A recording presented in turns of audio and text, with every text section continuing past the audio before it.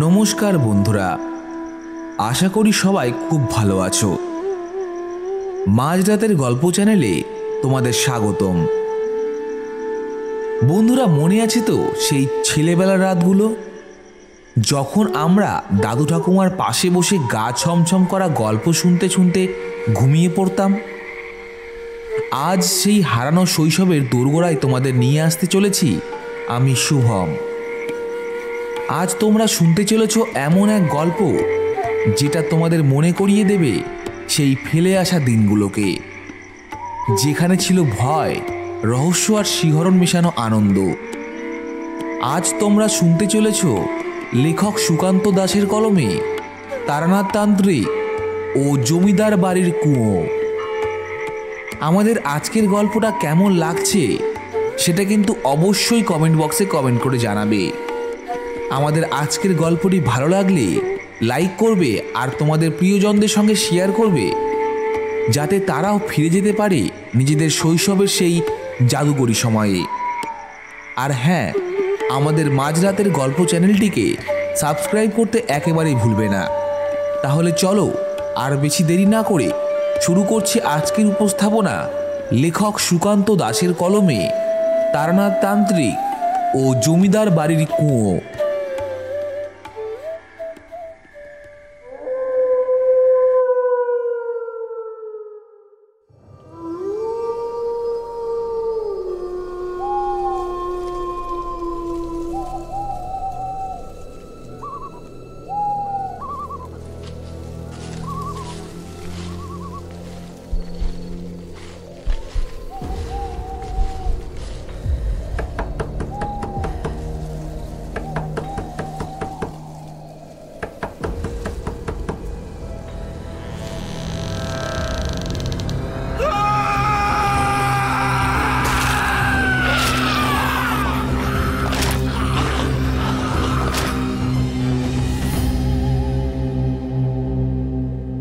মাঝরাতের গল্প।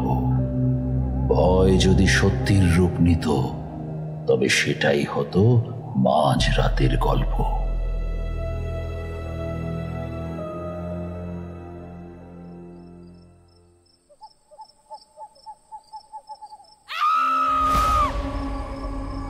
আর একবার চিৎকারটা শুনতে পেয়ে পেছনের দিকে এগিয়ে গেল নিত্যানন্দ।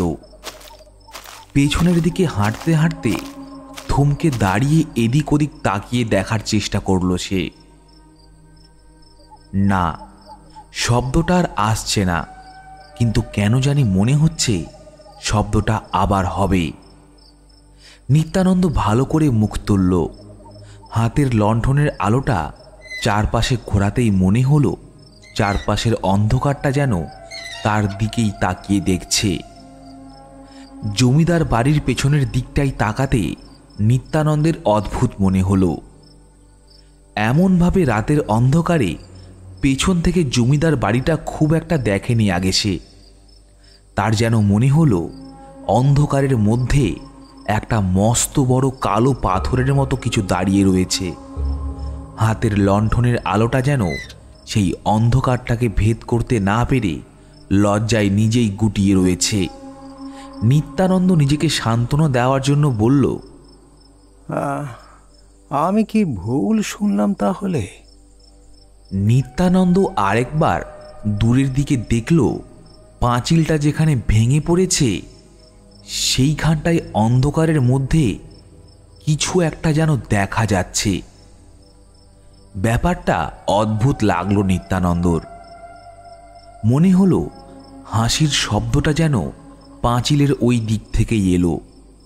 ভাঙা পাঁচিলটা পেরিয়ে মাঝে মাঝে গ্রামের লোকজন এই ভেতরের দিকে ঢুকে পড়ে বটে, কিন্তু তারা এমনভাবে তো হাসবে না।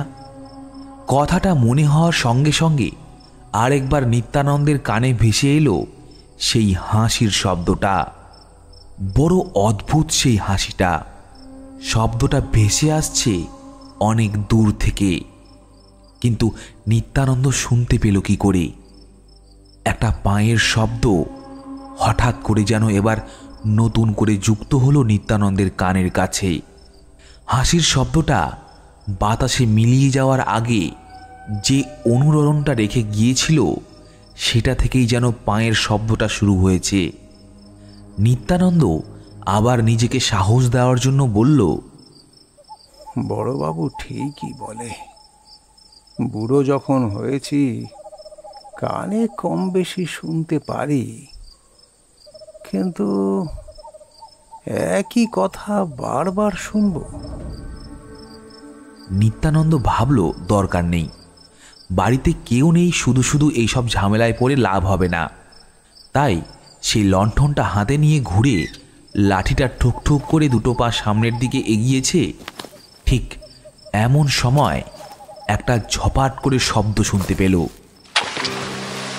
জমিদার বাড়ির পেছনের দিকে পুরনো পরিত্যক্ত কুয়োটার জলে যেন কিছু একটা ঝাঁপিয়ে পড়েছে এইমাত্র।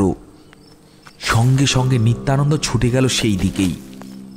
যদি গ্রামের কেউ রাতের অন্ধকারে ওখানে এসে পড়ে, কুয়োর সামনে গিয়ে নিত্যানন্দ দেখতে পেল কোথাও কেউ নেই, আর কিছুই বোঝা যাচ্ছে না। ভেতরে যেন কালো অন্ধকার জলের মতো গিজগিজ করছে। চারপাশের হাওয়াটা আবার আস্তে আস্তে শুরু করেছে। ওর সামনের পাঁচিলের উপরে হাত রাখতেই নিত্যানন্দের মনে হলো যেন শতাব্দী প্রাচীন শ্যাওলাগুলো তার হাতে একটু করে লাগতে শুরু করেছে। তারপরেই নিত্যানন্দের মনে হলো তার ঠিক পেছনে কে যেন এসে দাঁড়িয়েছে। বহুদূর থেকে একবার শেয়াল ডেকে উঠল। সেই শেয়ালের শব্দটা মিলিয়ে যাওয়ার সঙ্গে সঙ্গেই নিত্যানন্দ বুঝতে পারল ব্যাপারটা। তার পেছনে যে দাঁড়িয়েছিল সে ততক্ষণে ভাঙা কুয়োটার পাশে গিয়ে দাঁড়িয়েছে। কখন যেন লণ্ঠনটা নিভে গেছে। এত অন্ধকারের মধ্যে চারপাশের ঠান্ডা বাতাসটা যেন বরফের মতো শীতল হতে শুরু করেছে। নিত্যানন্দের এবার একটু একটু ভয় করতে লাগলো। বাড়িতে কেউ নেই, তার মধ্যে এমন একটা অদ্ভুত ব্যাপার। আর সঙ্গে সঙ্গে নিত্যানন্দের মনে পড়ে গেল অনেক দিন আগে বড়বাবু তাকে একটা কথা বলেছিল। সেদিন দুপুরবেলা বড়বাবুকে অন্যমনস্কভাবে জানালা দিয়ে বাড়ির পেছনের কুয়োটার দিকে তাকিয়ে থাকতে দেখে নিত্যানন্দ কিছু একটা প্রশ্ন করতেই বড়বাবু ধরা গলায় বলেছিল, নিত্যানন্দ, একটা কথা শোন, রাতের বেলা কখনো ভুল করে ওই কুয়োটার কাছে যাবি না, বিশেষ করে যদি কোনো মেয়ের গলা কথাটা বলতে বলতেই থেমে গিয়েছিল বড়বাবু, কারণ ততক্ষণে বড়মা এসে পড়েছিল। বড়মা অর্থাৎ জমিদারের স্ত্রী। তাকে দেখেই কেমন যেন আচমকা চুপ করে গিয়েছিল বড়বাবু। এখন হঠাৎ করে কেন যে কথাটা নিত্যানন্দের মনে পড়ে গেল সেটা সে বুঝতে পারল না। তার পেছনে কেউ একটা এসে দাঁড়াবার অনুভূতিটা আরও একবার বোঝা যেতেই নিত্যানন্দ কাঁপা কাঁপা হাতে লাঠিটা তুলে নিয়ে পেছনের দিকে ঘোরাতেই যেন মনে হলো একটু আগেই তার ঠিক ঘাড়ের কাছটায় যেন কেউ এসে দাঁড়িয়েছিল। এত ঠান্ডা হাওয়া যেন ঘাড়ের কাছে কাঁপুনি ধরিয়ে দিয়েছে। নিত্যানন্দের মনে হচ্ছে ঘাড়ের কাছ থেকে হাতের কাছটা কেমন যেন অবশ হতে শুরু করেছে। আলো নেই। চারপাশের অন্ধকারটা আরো তীব্র হয়ে যখন নিত্যানন্দের গায়ের উপর ঝাঁপিয়ে পড়তে যাবে, ঠিক তখনই আবার সেই কুয়োর ভেতর থেকে একটা রক্ত জল করা হাসির শব্দ ক্রমশ ভেসে এলো। তার ঠিক সঙ্গে সঙ্গে নিত্যানন্দের মনে হলো কুয়োর পুরনো ভাঙা দেয়াল ধরে কে যেন আস্তে আস্তে উপরের দিকে উঠে আসছে। আমার ভুল হয়ে গেছে, আমার বড় ভুল হয়ে গেছে। আমায় এক্ষুনি বাড়ি ফিরতে হবে, আমায় এক্ষুনি বাড়ি ফিরতে হবে, আমায় এক্ষুনি বাড়ি ফিরতে হবে। নিত্যানন্দের মুখ থেকে ভয় পাওয়ার শব্দটা বেরিয়ে আসার সঙ্গে সঙ্গে যেন কুয়োর ভেতর থেকে কেউ উপরে উঠতে উঠতে সেই হাসির শব্দটা করতে লাগলো।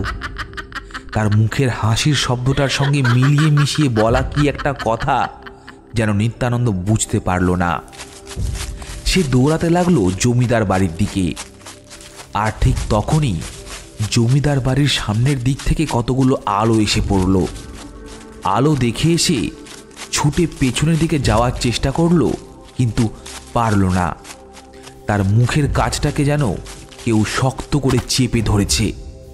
চিৎকার করবে, কিন্তু কাউকে ডাকার চেষ্টাও ব্যর্থ হলো। তার আগেই কুয়োর ভেতর থেকে জলজ শীতল শ্যাওলা যেন তার পায়ের কাছে ঝাঁপিয়ে পড়ে একটা হ্যাচকা টানে টেনে নিল পুরো পরিত্যক্ত বাড়ির কুয়োটার ভেতরে।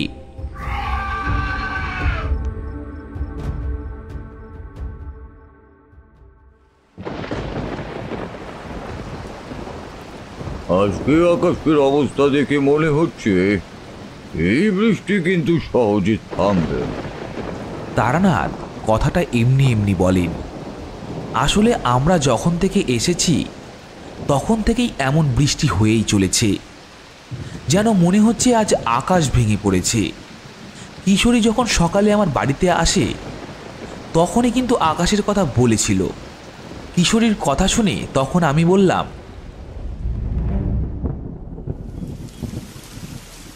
না হে ভায়া, আকাশের অবস্থাটা একদমই ভালো নেই। আজ আর ছাতা নিয়ে কোনো কাজ হবে না। যেমন বৃষ্টি শুরু হয়েছে, এই বৃষ্টি ছাতায় মানবে বলে কিন্তু আমার মনে হচ্ছে না ভায়া। আমার কথা শুনে কিশোরী একটু হেসে উঠে বলল, ঠাকুরমশাইয়ের বাড়ি যাব আর বৃষ্টি হবে না, এটা তো মানা যায় না। কিন্তু আকাশের এমন অবস্থা, দুদিন ধরে বৃষ্টি হলে তো কলকাতা শহর এমনি জলের তলায় তলিয়ে যাবে। কিশোরী অবশ্য মিথ্যে বলেনি। আসলে নামেই কলকাতা শহর হলেও এখনও কিন্তু বৃষ্টি হলেও চারিদিকে জল জমে থাকে। আমার কথা শেষ হলো না, আর তার আগেই বাইরে ঝমঝম করে আরেকবার বৃষ্টি নামলো। আমরা দেরি না করে তাড়াতাড়ি ছাতা হাতে নিয়েই বেরিয়ে পড়লাম। আমি আর কিশোরী যখন মঠ লেনের কাছে এসে পৌঁছালাম তখন দেখলাম আজ তেলে ভাজার দোকানটা খোলেনি। তাই মিষ্টির দোকান থেকে তারানাথের জন্য খানিকটা রাবড়ি নিয়ে আমরা যখন তারানাথের বাড়িতে গিয়ে পৌঁছালাম তখন দেখি তারানাথের ঘরের দরজা বন্ধ। কিশোরী উঠে ঘরের দরজায় ধাক্কা দিতেই তারানাথের গলা শোনা গেল ভেতর থেকে, তাই তো ভাবছি এখনো তোমরা এলে না কেন? এত দেরি তো তোমাদের হয় না। তারানাথ দরজা খুলতেই কিশোরী হাসি মুখে বলল, একটু দেরি হয়ে গেল ঠাকুরমশাই, কিন্তু রবিবার সকালে আপনার বাড়ি আসবো না এই কথা আপনি ভাবলেন কি করে? কিন্তু প্রচণ্ড বৃষ্টি কাল রাত থেকেই, তাই আসতে দেরি হয়ে গেল একটু। অথচ আর সকাল থেকে দুজন এসেছিল আমার কাছে। সমস্যায় পড়লে মানুষ ঝড় বৃষ্টি কোনো কিছুই মানতে পারে না, বুঝলে হে? তোমরা বসো, আজ তক্তাপোষের কাছে মোটেই যাওয়া যাবে না। আজ তোমরা বরং ঘরে এসেই বসো। আমরা ঘরে এসে বসলাম। দরজা বন্ধ করে জানালার একটা পাল্লা সামান্য খুলে দিয়ে তারানাথ কথাটা বলল। কিশোরী একটু চুপ করে গিয়ে কি যেন ভাবছিল। আমি তারানাথের দিকে তাকিয়ে বললাম, তারপর ঠাকুরমশাই, আজ বৃষ্টির দিনে একটা বৃষ্টির গল্প হোক। অনেক দিন কিন্তু আমরা কোনো বৃষ্টির গল্প শুনিনি। হ্যাঁ, তাছাড়া বর্ষা প্রায় এখন শেষের পথে, আর কিছুদিন পরেই তো শরৎ পড়বে, তাই না? ভালো কথা মনে পড়েছে। একটা কথা তোমাদের তো বলাই হয়নি। কতবার ভেবে রেখেছিলাম বলবো। এই যে কয়েকদিন আগেই মাছুয়ারি এসেছিল, যদিও ওই একবেলার জন্যই এসেছিল। জামাই এদিকে কি একটা কাজে আসে, তাই সকালবেলা আমার কাছে মাছারি আর খোকা এসে পৌঁছয়। তারপর বিকেলের দিকে যাওয়ার সময় জামাই তাদেরকে নিয়ে চলে যায়। তোমাদের কথা বলছিল, তোমাদের কথা বড্ড মনে করে সে। আসলে মায়া তো জন্মেই গেছে। মানুষ মায়ার জীব, বুঝলে হে? অজানা অচেনা মানুষদের প্রতি আমাদের মাঝে মাঝেই যে এক মায়া জন্মে যায়, তা বড়ই অদ্ভুত। শেষের দিকের কথাটা বলতে বলতে তারানাথের গলাটা কেমন যেন ধরে এসেছিল। বুঝতে পারছিলাম সেই তারানাথ তান্ত্রিক যে সংসার জীবন ত্যাগ করে গ্রামের পথে ঘুরে ঘুরে তন্ত্র সাধনা করেছে, এখানে ওখানে ভয়ঙ্কর অদ্ভুত সব বিপদের মাঝে পড়েও সেখান থেকে বেঁচে ফিরে এসেছে। সংসারের বাঁধন যাকে বেঁধে রাখতে পারেননি, আজ শেষ জীবনের পথে এসে তার মধ্যেও কিন্তু মায়ার জন্ম নিয়েছে। কোথায় যেন শুনেছিলাম, মানুষের জীবনের প্রত্যেকটা পর্যায় ধীরে ধীরে আসে। যে মানুষ প্রথম জীবনে একরকম থাকে, তার পরবর্তী জীবনটা হয় আবার ঠিক অন্য রকম। তারানাথকে দেখে সে কথা চোখের সামনেই বোঝা যায়। তবে সে নিয়ে আর আমি কথা বললাম না, কারণ এ নিয়ে কথা বলে তারানাথকে শুধু শুধু সে যাই হোক।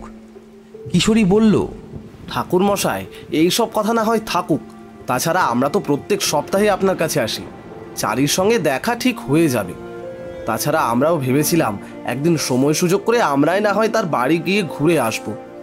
তার এখন সংসার হয়েছে, আমাদের চোখের সামনে দেখতে দেখতে সে কত বড় হয়ে গেল। লেসের ডিজাইন না হলে মুখ ফুলিয়ে যে থাকতো, সে এখন নাকি সংসার করছে। কিশোরীর কথায় আমি আর তারানাথ দুজনেই হেসে উঠলাম। তারানাথ জানালার ফাঁক দিয়ে বাইরের দিকে তাকিয়ে বৃষ্টি দেখতে দেখতে বলল, বৃষ্টি দেখলে মনটা কেমন যেন উদাস হয়ে যায়, বুঝলে? বিশেষ করে একা থাকলে ফেলে আসা অতীতের কথা বড়ই মনে পড়ে যায়। সব সময় তো সব কথা বলা যায় না, আর কাকেই বা বলবো। মাথার মাঝে কথাগুলো ঘুরতে ঘুরতে সেই এক অদ্ভুত অবস্থা তৈরি করে। আরও কিছুক্ষণ এসব নিয়ে কথা বলার পর কিশোরী বলল, ঠাকুর মশাই, একটা গল্প বলুন দেখি, বৃষ্টির দিনে বৃষ্টির গল্প। তারানাথ এবারে হেসে উঠল। কিশোরীর কথার মাঝে একটা খোঁচা ছিল, কিন্তু তারানাথ রাগ করল না। মাঝে মাঝে তার মনের অবস্থা এমন থাকে। তারানাথের মুখের দিকে তাকিয়ে থাকতে থাকতে মাঝে মাঝে খুব অবাক লাগে। মাথার লম্বা চুল মাঝে মাঝে জটা বাকি রয়েছে। লম্বা দাড়ি আর গোফের জঙ্গলের মাঝে বয়সের বলিরেখায় ফুটে ওঠা মুখটার দিকে তাকাতেই কেমন যেন গাটা ছমছম করে ওঠে। কখনো কখনো শান্ত চোখে যখন এসে বাইরের দিকে তাকিয়ে থাকে, ঠিক তখন। কিন্তু আজ এসব লাগছিল না। বাইরে ঝমঝম করে পড়তে থাকা বৃষ্টির শব্দ আর ঘরের ভেতর সেই বৃষ্টির জন্য ঠান্ডা অনুভূতি আমাদের গোটা শরীর মন কেমন যেন আচ্ছন্ন করেছিল। তাই যতক্ষণ পর্যন্ত তারানাথ চুপ করেছিল, আমরাও চুপ করে রইলাম। কিশোরী ফিসফিস করে কিছু একটা বলতে চাইছিল, বুঝতে পারছিলাম, কিন্তু আমি তাকে থামতে বললাম। কিছুক্ষণ পরে তারানাথ বলল, বৃষ্টির কথা বলতে গিয়ে একটা কথা মনে পড়ে গেল। যদিও অনেকদিন আগের কথা, ভালোভাবে সব কিছু মনে নেই, বুঝলে? তবু যেটুকু মনে আছে তাই আজ তোমাদেরকে শোনায়। এতক্ষণ পরে আমাদের মুখে হাসি ফুটল। এবারে একটা গল্প শুনতে চলেছি, তাই ভাবতেই কেমন লাগছে। কিন্তু ঠিক তখনই বাইরের বৃষ্টিটাকে ছাপিয়ে দিয়ে এরপর আকাশ বাতাস কাঁপিয়ে বিদ্যুৎ চমকে উঠতেই তারানাথ উঠে গিয়ে দাঁড়ালো জানালার কাছে। তারপর বাইরের দিকে তাকিয়ে কি যেন একটা দেখল। স্থির হয়ে তারানাথ দাঁড়িয়ে বাইরের দিকে তাকিয়ে আছে। ঘরের ভেতরটায় কেমন যেন একটা অদ্ভুত নিস্তব্ধতা নেমে এলো। বৃষ্টির শব্দ আর বাইরে থেকে ভেসে আসা ঠান্ডা হাওয়া মিশে যেন একটা আওয়াজ ঘরের ভিতর ঢুকে আসছে, আর তার সঙ্গে একটা জোলো বাতাস ঘরের ভেতরে পাক খেতে খেতে ঘুরে ফিরে যেন আমাদের গায়ে এসে ধাক্কা দিচ্ছে। কিশোরীর পাসিং শোয়ের প্যাকেট থেকে একটা সিগারেট বের করে তা ধরিয়ে পরপর দুটো শুক টান দিয়ে তারানাথ বলতে শুরু করলো। তখন বৃষ্টির সময়। কলকাতার বর্ষাকাল অন্যরকম, কিন্তু গ্রাম বাংলার বর্ষাকাল এ তোমরা নিজের চোখে দেখো। গ্রামের বর্ষাকাল এলেই গ্রামের মানুষদের মনে সবচেয়ে আগে যা নেমে আসতো তা হলো ভয়। নদী নালার জল বাড়তে বাড়তে গ্রামের ধানের জমি আর নদী যেন এক হয়ে যেত। কত ধান যে মাঠে নষ্ট হয়ে যেত, আর কত মানুষদের ঘরে নেমে আসতো অনাহার, সে কথা তোমরা ভাবতেও পারবে না। আর শুধু বন্যা নয়, বন্যার পরেও হতো আর এক চরম বিপদ। বন্যার পরেই নানা রকম মহামারী দেখা যেত। গ্রামকে গ্রাম উজাড় হয়ে যেত। গ্রামের পথে ঘাটে পড়ে থাকতো মৃতদেহ। এই দৃশ্য আমরা কত দেখেছি। আর যে সময়ের কথা বলছি সেটা এমনই এক বর্ষার সময়ের কথা।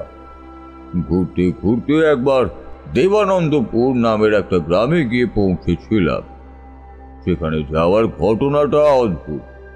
নদীর তীরের উপর বসে আছি, সেখানে এক সাধুর সঙ্গে বেশ কয়েকদিনই ছিলাম। সেই সাধু একদিন আমায় বলল, তারানাথ, আমার যে সাধনা করার ছিল তা হয়ে গেছে। তোমায় তো বললাম সব সাধনা করার কথা, কিন্তু তুমি কিছুই করলে না। যদিও তুমি সব সাধনা করলে সেই স্থানে আমার থাকার কথা নয়, কিন্তু এখন তুমি কি করবে? সাধুর কথা শুনে আমি বললাম, আমি যে কারণে এসেছি সেটাই তো সফল হলো না সাধু বাবা। আপনার কাছে থাকলাম, কত কিছু জানতে পারলাম, তারপর তন্ত্রের বিষয়ে জানাশোনার তো আর শেষ নেই, তাই আর কি। একটা কাজ করো তারানাথ, আমি তো উত্তরের দিকে বেরিয়ে যাব, তুমি তোমার মতো বেরিয়ে পড়ো। তোমায় যা বলার ছিল তার সবই আমি বলেছি। আমার যেটুকু জানা তার সবটাই তোমায় আমি দিয়েছি। এবার তুমি নিজের মতো বেরিয়ে আবার কোনো সাধুসঙ্গ করো বা অন্য কোথাও যাও। বুঝতে পারলাম সাধুর সঙ্গে আমার বিচ্ছেদের সময় হয়ে গেছে। এরপর সেখান থেকে সাধু গেলেন উত্তরের পথে। আমিও উত্তরের দিকে ওনার সঙ্গে গেলাম, কিন্তু সাধুর পথ ধরলাম না, অন্য পথে গেলাম। সেখান থেকে প্রায় একটা গোটা দিন হাঁটার পর গিয়ে পৌঁছালাম এক গ্রামের কাছে। গ্রামের নামটা এখন ঠিক মনে নেই, তবে সেই গ্রামে যখন ছিলাম সেখানে একজন আমায় দেবানন্দপুরের কথা বলল। তার কথা মতো পরদিন সকালে সেখান থেকে বেরিয়ে রওনা দিলাম দেবানন্দপুরের উদ্দেশ্যে। দেবানন্দপুরের বাইরের দিকে একটা শ্মশান রয়েছে। সেই শ্মশানের কাছে দুপুরের সময়টা কাটালাম। গ্রামের শ্মশান যেমন হয় এটা কিন্তু তেমন নয়। আশেপাশের 5টা গ্রামের মধ্যে এই একটা মাত্র শ্মশান। বেশ খানিকটা খোলা জায়গা, তার চারপাশে এখানে ওখানে ছড়িয়ে ছিটিয়ে মাত্র কয়েকটা বড় বড় গাছ। তার মাঝে এখানে ওখানে পোড়া কাঠের টুকরো, ভাঙা হাড়ি, এটা ওটা ছড়িয়ে পড়ে রয়েছে। হয়তো কোনো একটা মৃতদেহ পোড়ানো হয়েছিল, তারপর এখনো সেখানে পড়ে রয়েছে পুড়ে যাওয়া চিতা। সেখানে ধোঁয়া উঠছে না, কিন্তু কালো কাঠ ভেঙে পড়ে রয়েছে। সেই শ্মশানেই অনেকটা সময় আমি কাটালাম। তারপর সেখান থেকে গ্রামের দিকে রওনা দেব, এমন সময় দেখি একটি লোক হাঁটতে হাঁটতে এদিকেই আসছে। আমায় দেখে নমস্কার করে বলল, নমস্কার ঠাকুরমশাই। ঠাকুরমশাই কোথায় চলেছেন? আপনাকে তো এদিকে এর আগে দেখেছি বলে মনে হয় না। আমি আমার পরিচয় দিয়ে বললাম, দেবানন্দপুর গ্রামের কথা শুনলাম একজনের কাছে, আর তাই এখানে এলাম। দেবানন্দপুর গ্রামটা এখান থেকে কত দূরে? গ্রামে তো আপনি চলে এসেছেন, কিন্তু একবার জমিদার বাড়ির দিকে যেতে পারেন। আসলে জমিদার বাড়িতে কি একটা বিপদ হয়েছে। আমি একটা কাজের জন্য পাশের গ্রামের দিকে যাচ্ছি, সেখান থেকে ফিরে যাব। বুঝতে পারলাম এখন অচেনা লোককে সে হয়তো এসব কথা বলতে অস্বস্তি করছে। আমি জমিদার বাড়ির দিকেই রওনা দিলাম। জমিদার বাড়ির কাছে গিয়ে দেখি বাড়ির বাইরে বেশ কিছু লোকজন রয়েছে। তাদের কথাবার্তা কিছু শুনলাম, কিন্তু কিছুই বুঝতে পারলাম না। তবে কিছু একটা বিপদ হয়েছে বলেই মনে হলো। আমি আর একটু ভেতরের দিকে ঢুকতেই একটি ভৃত্য মতো লোক আমার দিকে এগিয়ে এলো। তার খালি গা, একটা ধুতি পরে রয়েছে আর গলায় গামছা। সে আমার দিকে এগিয়ে এসে জড়ানো গলায় বলল, ঠাকুরমশাই, ঠাকুরমশাই, আপনি আপনি একবার আসুন। বড়বাবু বড্ড চিন্তায় পড়েছেন। এই আপনাকে দেখে বড় শান্তি হচ্ছে ঠাকুরমশাই। কোনো বিপদ হয়েছে নাকি? বাড়িতে তো লোকজন, তাছাড়া বাড়ি দেখে কেমন যেন একটা বিপদের ইঙ্গিতও পাচ্ছি। আর বলবেন না ঠাকুরমশাই, কাল রাতে জমিদার বাড়ির এক ভৃত্য, তার নাম ছিল নিত্যানন্দ, সে মারা গেছে। তবে ব্যাপারটা যে শুধু মারা পড়েছে তাই নয়, এমনভাবে মারা পড়েছে যে সে কথা আপনাকে বলে বোঝাতে পারবো না। কথাগুলো বলতে বলতে মাধবের মুখে একটা ভয় ফুটে উঠল। লোকটির নাম যে মাধব সেটা আমি পরে জানতে পেরেছিলাম। তার চোখে মুখে একটা ভয় দেখা গেল। সে আমায় হাত জোর করে ভেতরের দিকে নিয়ে যেতেই দেখতে পেলাম জমিদার বাড়িটা, পুরনো দোতলা জমিদার বাড়ি। সেই জমিদার বাড়ির একতলায় লম্বা বারান্দার কাছে দাঁড়িয়ে রয়েছে কিছু লোকজন। তাদের মধ্যে বয়স্ক মাত্র একটি লোক রয়েছে, পরনে ধবধবে সাদা পাঞ্জাবি, মাথার চুল থেকে শুরু করে বুড়োর চুল পর্যন্ত সাদা হয়ে রয়েছে। সে আমার দিকে একবার মুখ তুলে তাকালো। মাধব আমায় তার কাছেই নিয়ে গেল। তারপর আমার পরিচয় দিতেই তিনি বললেন, ঠাকুরমশাই, ঠাকুরমশাই, বড় বিপদে পড়েছি।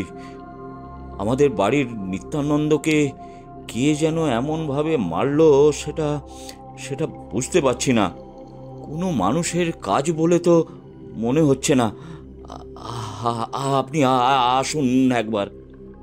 বাড়ির চৌহদ্দি পেরিয়ে আসার সময় কেমন একটা অদ্ভুত জিনিস লক্ষ্য করেছিলাম।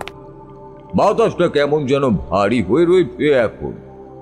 একতলার বারান্দায় ওঠার সঙ্গে সঙ্গেই মনে পড়ল ওইখানে কিছু একটা আছে। এক অশরীরী কিছুর অস্তিত্ব অনুভব করতে পেরেই থমকে দাঁড়ালাম একবার। মাধব, জমিদার মশাই দুজনেই আমায় লক্ষ্য করছিলেন, যদিও আজকে কিছুই বললেন না। আমি বারান্দা পেরিয়ে জমিদার মশাইয়ের সঙ্গে আর মাধবকে নিয়ে এগিয়ে গিয়ে ঢুকলাম একটি ঘরের ভেতরে। পুরোনো দিনের ঘরের মতো বড় বড় উঁচু ঘর। সেগুন কাঠের আসবাবপত্র ঘরের এখানে ওখানে ছড়িয়ে রয়েছে। বিছানাটা পরিপাটি করে সাজানো। মাধব একটা কাঠের চেয়ার টেনে আমার তাতে বসতে দিল। তারপর জমিদার মশাই বললেন, আপনি না এলে পাশের গ্রামে লোক পাঠাতাম। পাশের গ্রামে ভট্টাচার্য পুরোহিতকে এইখানে ডেকে আনতাম। কিছু একটা যে বাড়িতে হচ্ছিল বুঝতে পারছিলাম, কিন্তু কিন্তু নিত্যানন্দকে এমনভাবে হারাতে হবে ভাবতে পারিনি। কাল বাড়িতে কেউ ছিলাম না।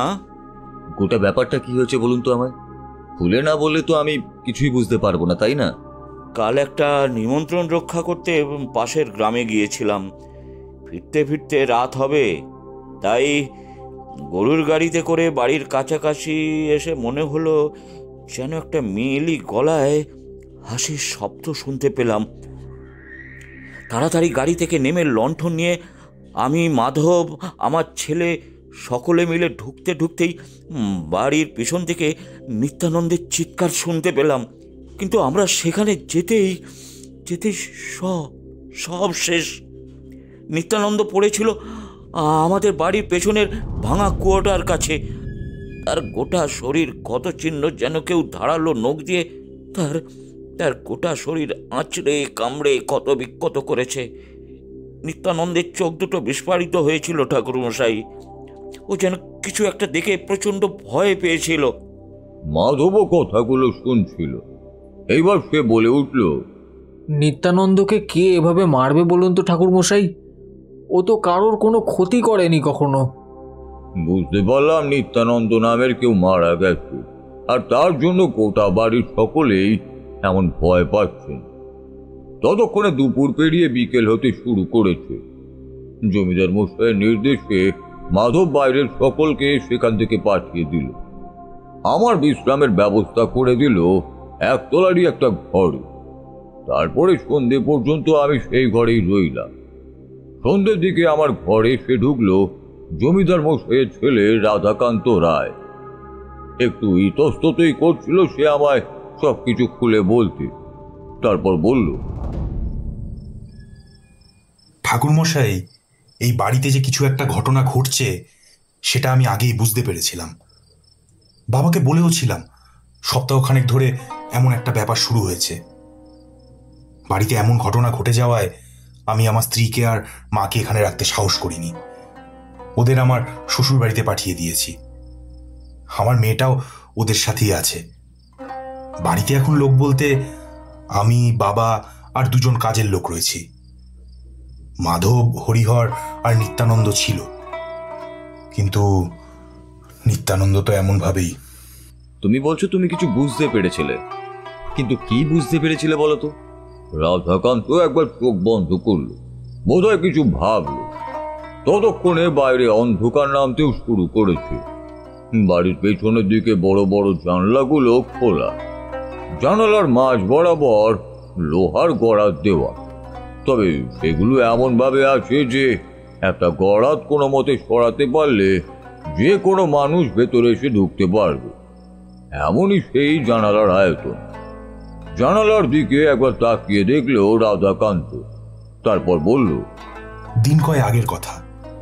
রাতের বেলা আমার মাঝে মাঝে ঘুম ভেঙে যায়, আর একবার ঘুম ভাঙলে সহজে ঘুম আসে না। আবারও এমন অবস্থা শুরু হয়েছে। গ্রামের এক কবিরাজ আমাকে এই কারণেই মাঝে মাঝে ওষুধপত্র দিয়ে থাকেন। এটা কি একটা রোগ জানি না, তবে আমার বাবার, এমনকি আমাদের বংশ পরম্পরায় এই রোগ চলে আসছে। তো সেদিনও ঘুমটা ভাঙতেই আমি ঘর থেকে বেরিয়ে এলাম।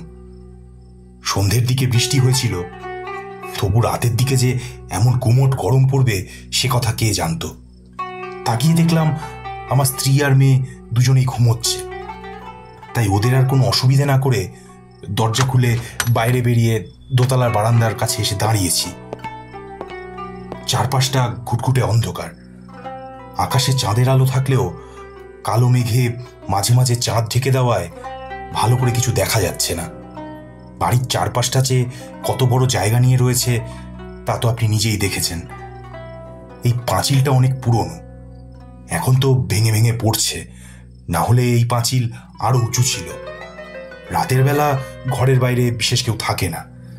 একতলায় মাধব, হরিহর আর নিত্যানন্দ থাকতো, আর এই দোতলাতে আমি, মা, বাবা, আমার স্ত্রী, আমরা সকলে থাকি। তো দাঁড়িয়ে দাঁড়িয়ে বাইরের লোহার দরজার দিকে তাকাতেই হঠাৎ মনে হলো ওই দরজাটার কাছে অন্ধকারে চুপ করে কেউ যেন বসে আছে। বড় অদ্ভুত ব্যাপার। প্রথমে ভাবলাম হয়তো চোখের ভুল। ভালো করে চোখটা কচলে নিয়ে তাকিয়ে দেখলাম, কিন্তু কিছু দেখতে পেলাম না। অন্ধকারের মধ্যে অনেকক্ষণ তাকিয়ে থাকলে চোখ আস্তে আস্তে সয়ে আসতে শুরু করে ঠাকুরমশাই, আপনি তো জানেন। অনেকক্ষণ তাকিয়ে থাকার একটু পর মনে হলো ওই লোহার দরজার পাশটায় দেওয়ালের কাছে যে বসে আছে সে শুধু বসেনি, সে সোজা আমার দিকে তাকিয়ে দেখছে। এত দূর থেকেও তার দিকে তাকাতে মনে হলো তার উজ্জ্বল দুটো মণিহীন সাদা চোখ আমার দিকে তাকিয়ে জল জল করছে। আমার বুকের ভেতরটা এক মুহূর্তের জন্য ধক করে উঠল জানেন, কিন্তু সেখান থেকে চোখ সরাতে পারছি না। তারপর মনে হলো ওই বসে থাকা অবস্থাতেই সে হামাগুড়ি দিয়ে একটু একটু করে আমার দিকে এগিয়ে আসছে। চারিদিকে কেউ কোথাও নেই। অন্ধকারের মধ্যে একটা ঠান্ডা হাওয়া আমি অনুভব করতে পারছিলাম। হাওয়াটা যে কি ঠান্ডা সেটা আমি আপনাকে বলে বোঝাতে পারবো না। আমার গোটা শরীরটা যেন বরফের মতো হয়ে আসতে শুরু করেছিল একটু একটু করে। ততক্ষণে সেও হামাগুড়ি দিয়ে প্রায় খানিকটা চলে এসেছে। এমন সময় পিঠের কাছে একটা হাত স্পর্শ করতেই আমি চমকে উঠলাম। পিছনে ঘুরে দেখি আমার স্ত্রী। এত রাতে আমায় ওভাবে ওখানে দাঁড়িয়ে থাকতে দেখে সে অবাক হয়ে কিছু বলতেই যাচ্ছিল। তার আগেই বাইরের দিকে তাকিয়ে সে হঠাৎ চিৎকার করে উঠল, আর তারপর ছুটে চলে গেল ঘরের ভেতরে। আমিও তাড়াতাড়ি ঘরের ভেতরে এসে দরজাটা বন্ধ করতেই দেখি আমার স্ত্রীর চিৎকারে মেয়েটা উঠে বসে কান্না শুরু করেছে, আর আমার স্ত্রী দুহাতে মুখটা ঢেকে বসে রয়েছে। অতি কষ্টে তার মুখের উপর থেকে হাত সরিয়ে ওর কাছে প্রশ্ন করে জানতে পারলাম, যখন ও আমার কাঁধের উপর হাত রেখেছিল ঠিক তখনই ওর মনে হয়েছিল কি যেন একটা ওর ঠিক পেছনে এসে দাঁড়িয়েছে। ঠান্ডার নিঃশ্বাসও নাকি ওর কাঁধের উপর অনুভব করেছিল। তারপর পেছনে তাকাবার আগেই হঠাৎ ওর মনে হয়েছিল কেউ একটা ওর কাঁধের উপরে হাত রেখেছে। তাই ভয় পেয়ে প্রচণ্ড চিৎকার করে উঠেছিল। আমি ওকে বোঝাবার চেষ্টা করলাম, বললাম যে এইসব ওর মনের ভুল। কিন্তু আমি কিভাবে মনের ভুল বলে উড়িয়ে দিই বলুন তো? আমি তো নিজেও কিছু একটা দেখেছি। একটানা এতক্ষণ কথা বলে জমিদারের ছেলে রাধাকান্ত চুপ করতেই আমি এবার বললাম, কিন্তু চোখের ভুল কিংবা মনের ভুল বলে তোমাদের মনে হচ্ছে না? আর ওখান থেকে চলে আসার পরে আর কিছু কি দেখতে পাওনি? না ঠাকুরমশাই, সেদিন আর কিছু দেখতে পাইনি। তবে তার ঠিক 2-3 দিন পর রাতের বেলা একটা হাসির শব্দ পেয়ে ঘুমটা ভেঙে গেছিল আমার। ঘরের জানলা খুলতেই মনে হলো ওই বাড়ির পেছনে ভাঙা কুয়োটার কাছে কেউ একটা দাঁড়িয়ে আছে, আর ওখান থেকে কুয়োর ভেতরের দিকে তাকিয়ে দেখছে। বাড়ির কেউ রাতের বেলা ওখানে যাবে না, তাই আমার কৌতূহল হলো, কিন্তু একটা ভয়ে আমার গোটা শরীর জড়িয়ে ফেলেছিল ঠাকুরমশাই। তবুও সাহস করে ঘরের দরজা খুলে সিঁড়ি দিয়ে নেমে একতলার বারান্দা পেরিয়ে বাড়ির পেছনের দিকে এগিয়ে গেলাম। সঙ্গে একটা হ্যারিকেনও নিয়েছিলাম। ওই হ্যারিকেনের আলোতে আশপাশটা অল্প অল্প করে দেখা যায়। আমি যখন কুয়োর সামনাসামনি প্রায় পৌঁছে গেছি, তখনও দেখলাম ওই কুয়োর সামনে ওই ছায়ামূর্তিটা দাঁড়িয়ে আছে, মুখটা নিচের দিকে ঝুঁকিয়ে কিছু একটা দেখছে। আমি আর একটু এগোতেই সেই মূর্তিটা আমার দিকে তাকালো, আর হ্যারিকেনের আলোয় ওর মুখটা দেখে আমি চমকে উঠলাম ঠাকুরমশাই, আমার স্ত্রী। কিন্তু একটু আগেই ঘর থেকে বেরোবার সময় দেখতে পেয়েছিলাম ও ঘরে ঘুমোচ্ছে। আমি অবাক হয়ে গেলাম। আমি ওকে জিজ্ঞেস করলাম, তুমি তুমি এখানে কি করছো? তুমি কখন এলে? তোমার জন্যই তো আমি এখানে এসেছি, তোমার জন্যই তো আমি এইখানে অপেক্ষা করছিলাম। এসো, আমার কাছে এসো। ওর এই কথা শুনে আমার কি যেন একটা হয়ে গেল। আমি হাঁটতে হাঁটতে আরো বেশ খানিকটা এগিয়ে গেলাম ওর দিকে। হঠাৎ পেছনের দিকে উপরে জানলার কাছ থেকে একটা চিৎকার শুনতে পেয়ে সেই দিকে তাকিয়ে দেখি জানলার কাছে দাঁড়িয়ে রয়েছে আমার স্ত্রী। ওর দুটো হাত বার করে আমার দিকে তাকিয়ে চিৎকার করে বলছে, কি গো, তুমি ওখানে কি করছো? তাড়াতাড়ি চলে এসো। বাবা, মা। আমার স্ত্রী যখন চিৎকার করে উঠেছে, তখন আমি কুয়োর একদম কাছাকাছি চলে এসেছি। পেছনের দিকে ঘুরতেই ওই ওই ওই ছায়ামূর্তিটা আমার একদম পাশে এসে দাঁড়ালো। আমার কানের কাছে ফিসফিস করে একটা ভয়ঙ্কর গলা আমি শুনতে পেলাম। এত সহজে এখান থেকে তোকে আজ যেতে দেব না, অনেক কষ্টে তোকে এখানে আনতে পেরেছি। এর কাছে ওই অদ্ভুত কণ্ঠস্বরটা শুনতে পাওয়ার সঙ্গে সঙ্গে আমার গোটা শরীরটা যেন পাথরের মতো হয়ে গেল ঠাকুরমশাই। তারপর আমি কি করব বুঝতে পারছিলাম না। একটা ঠান্ডা শ্যাওলার মতো কিছু আমার দুটো পা বেয়ে উপরের দিকে উঠছিল। আমার বউ তখনও চিৎকার করছে জানলার কাছে দাঁড়িয়ে, আর সেই চিৎকার শুনেই হয়তো নিত্যানন্দ, মাধব, হরিহর ওরা সবাই ছুটে বাইরে বেরিয়ে এসেছিল। কিন্তু ততক্ষণে ওই শ্যাওলার মতো জিনিসটা আমার কোমরের কাছ পর্যন্ত উঠে এসেছে। নিজের অজান্তেই আমি কখন যে সেই কুয়োর কাছে গিয়ে দাঁড়িয়েছিলাম জানি না। ওরা আমায় ধরে ফেলে। তারপর আমি জ্ঞান হারিয়ে ফেলি। যখন জ্ঞান ফিরেছিল, শুনেছিলাম আমি নাকি একদম ভাঙা কুয়োর উপরে উঠে পড়েছিলাম। আমার পিঠ ছিল কুয়োর দিকে উল্টো হয়ে। আমি নাকি কুয়োতে ঝাঁপ দেওয়ার জন্য একটা পাও বাড়িয়ে ফেলেছিলাম। ওই কুয়োর ভেতর থেকে একটা মেয়েলি হাসির শব্দ নাকি ওরা শুনতে পেয়েছিল। রাধাকান্তের কথা শুনে বুঝতে পারলাম যা সমস্যা হয়েছে তা সবকিছু ওই ভাঙা কুয়োটাকে ঘিরে। তাছাড়া নিত্যানন্দকেও তো পাওয়া গেছে ওইখানে। আমি বললাম, ওই কুয়োর মধ্যে এমন কি আছে বলো তো? এর আগে ওই কুয়োটার ব্যাপারে এমন কিছু শুনেছিলে নাকি? এটাই তো আশ্চর্য ব্যাপার ঠাকুরমশাই। আমি জন্ম থেকে এখানে রয়েছি, কখনো এই কুয়োর ব্যাপারে কিছু শুনিও নি, কিছু দেখিও নি। কিন্তু হঠাৎ করে কিছুদিন ধরে এইসব উৎপাত শুরু হয়েছে। যদি কিছু নাই থাকে তাহলে ওই মেয়েটিকে, আর ওই মেয়েটি রাধাকান্তকেই বা ওখানে নিয়ে যাওয়ার চেষ্টা করেছিল কেন? তার মানে নিত্যানন্দের মতো রাধাকান্তেরও ঠিক একই অবস্থা হতো।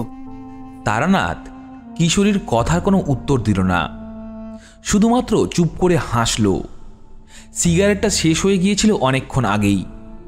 অবশিষ্ট অংশটুকু জানালার ফাঁক দিয়ে বাইরে ফেলে দিয়ে একটা দীর্ঘশ্বাস ফেলে বলল, তখনও কি আর আমি জানতাম ওই জমিদার বাড়ি আর ওই অভিশপ্ত কুয়োর সঙ্গে এত কিছু ইতিহাস জড়িয়ে রয়েছে। এরাতে আর রাধাকান্তের সঙ্গে কথা হলো না, একটু পরেই সে চলে গেল।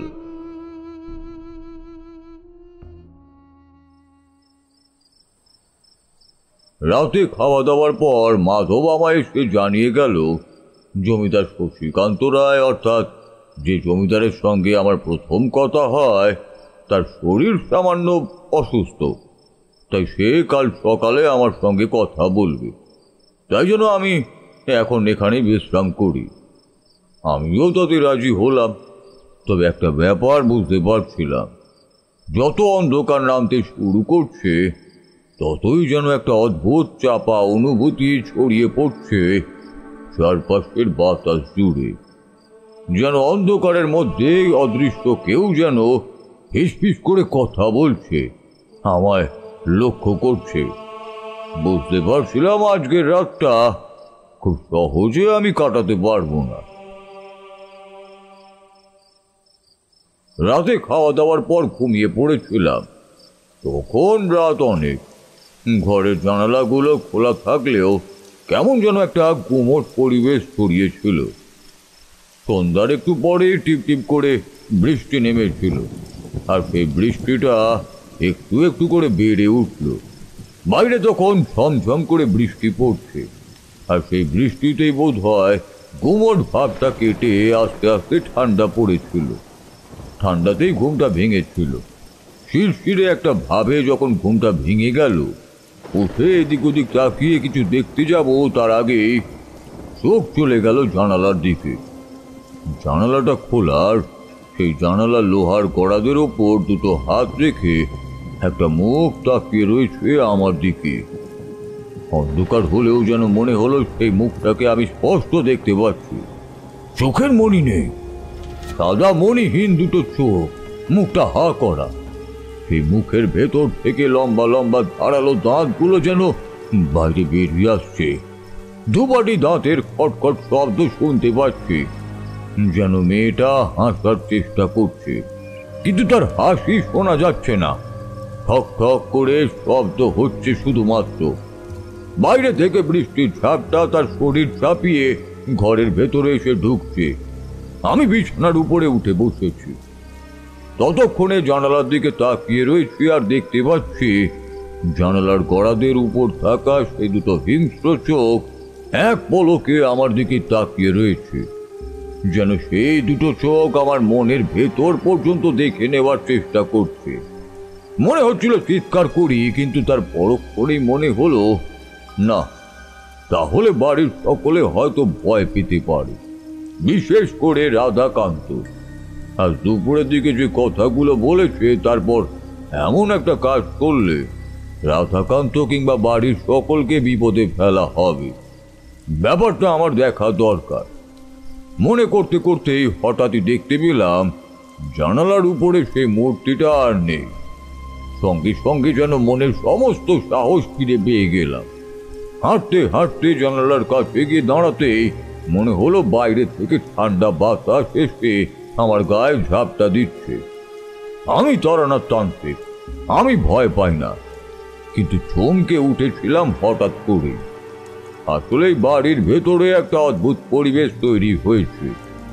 তোমরা তো ভালো করেই জানো, কোন স্থানে অশুভ শক্তি যদি বেশি সময় ধরে স্থাপন করে, তাহলে সেই স্থানের শুভ শক্তি বিঘ্নিত হয়।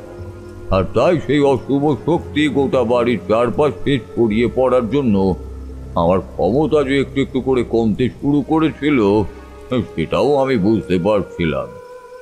চোখটা বন্ধ করে মনে মনে মধুসুন্দরী দেবীকে একবার স্মরণ করলাম। গোটা শরীর থেকে যেন একটা গরম ভাব একটু একটু করে বাতাসে মিলিয়ে গেল। আমি অবাক হয়ে গেলাম। যদি আমার ঘুমটা না ভাঙতো, তাহলে কি সেই মূর্তিটা আমার কোনো ক্ষতি করতো? তারানাথ এতক্ষণ ধরে কথা বলে চুপ করতেই এবারে আমি বলে উঠলাম, তার মানে ঠাকুরমশাই আপনি ভয় পেয়ে গেছিলেন? ঠিক ভয় নয়, আসলে ভয় বলবো না, একটা অদ্ভুত পরিস্থিতির মধ্যে আমি আটকে গেছিলাম। বুঝতে পারছিলাম না কি করা প্রয়োজন, আর তাই এই অবস্থাটা আমায় কেমন যেন ভয় ছড়িয়ে দিয়েছিল। আসলে গোটা ব্যাপারটা যে কিরকম তা তোমাদের বলে বোঝাতে পারবো না, কিন্তু জানালার কাছে দাঁড়িয়ে মধুসুন্দরী দেবীর নাম স্মরণ করার সঙ্গে সঙ্গে কিন্তু সব কিছুই কেটে গেল। আর আমি সঙ্গে সঙ্গে ঘরের দরজা খুলে বাইরে বেরিয়ে এসে একটা ব্যাপার লক্ষ্য করলাম। দোতলার সিঁড়ি দিয়ে একটা কালো ছায়া মূর্তি যেন হাঁটতে হাঁটতে বারান্দা থেকে নেমে এসে বাইরের দিকে চলে যাচ্ছে। বাইরে ঝমঝম করে বৃষ্টি পড়ছে। আমি বুঝতে পারলাম না আমার এখন কি করা প্রয়োজন। তারপর চুপচাপ সেই ছায়া মূর্তিটার পিছু নিয়ে নিলাম। হাঁটতে হাঁটতে বাড়ির থেকে বেরিয়ে সেই ছায়া মূর্তির পেছনে এগোতেই বুঝতে পারলাম সে এগিয়ে চলেছে জমিদার বাড়ির পেছনের দিকের সেই ভাঙা কুয়োটার দিকে। মূর্তিটা কুয়োটা লক্ষ্য করে এগিয়ে যাচ্ছে। হঠাৎ করেই মনে হলো বড়ই ভুল হয়ে যাচ্ছে, তাই হঠাৎ করেই গলাটা একবার হাঁকিয়ে ডেকে উঠলাম, রাধাকান্ত, রাধাকান্ত, রাধাকান্ত, ওদিকে যেও না। আমার কথা শুনে ছায়া মূর্তিটা একবার চুপ করে গেল। থমকে দাঁড়িয়ে রয়েছে সে, কিন্তু আমার দিকে ঘুরে তাকাচ্ছে না। বৃষ্টির মধ্যে আমার থেকে তার দূরত্ব খুব বেশি দূরে নয়, কিন্তু আমি যেন স্পষ্ট বুঝতে পারছি সে আমার কথা শুনে দাঁড়িয়ে পড়েছে। কিন্তু আপনি তো ছায়া মূর্তিটাকে সামনে থেকে দেখেননি, তাহলে আপনি বুঝলেন কি করে যে ওটা রাধাকান্ত?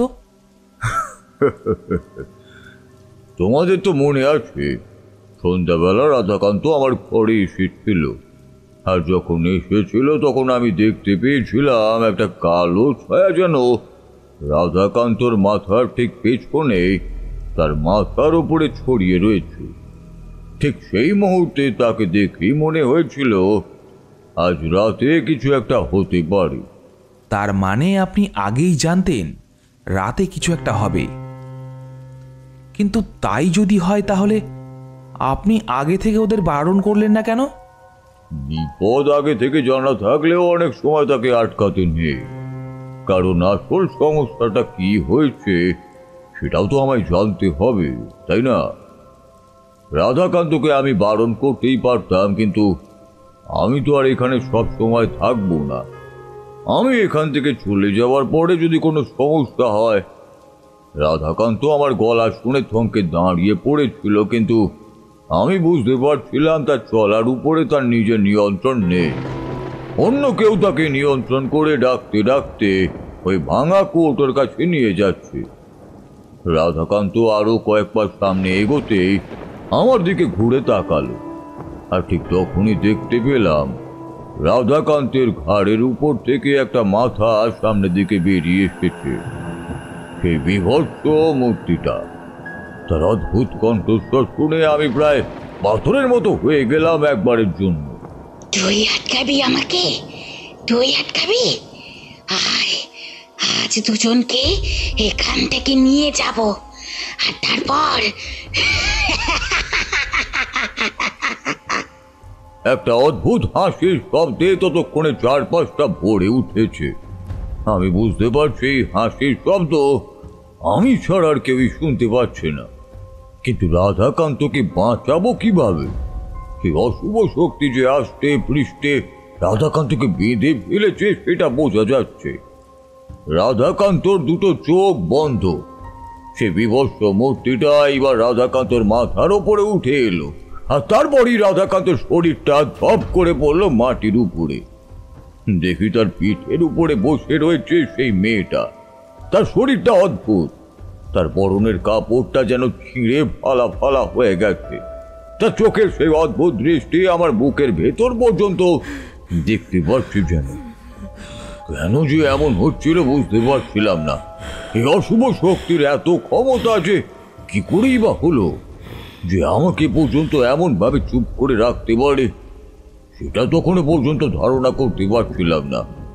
ততক্ষণে সে রাধাকান্তর গলাটা দু হাতে চেপে ধরে আস্তে আস্তে পেছনের দিকে টানতে শুরু করেছে। আমার চোখের সামনে রাধাকান্তর শরীরটা যেন শূন্যে ভাসতে ভাসতে এক ঝটকায় এগিয়ে গেল ভাঙা কুয়োটার কাছে। আমি চমকে উঠলাম। আমার চোখের সামনে থেকে রাধাকান্তকে সে কুয়োর মধ্যে নিয়ে চলে যাবে কি? আমি তাকে আটকাতে পারবো কি না? সঙ্গে সঙ্গে মধু সুন্দরী দেবীকে মনে মনে স্মরণ করতে লাগলাম।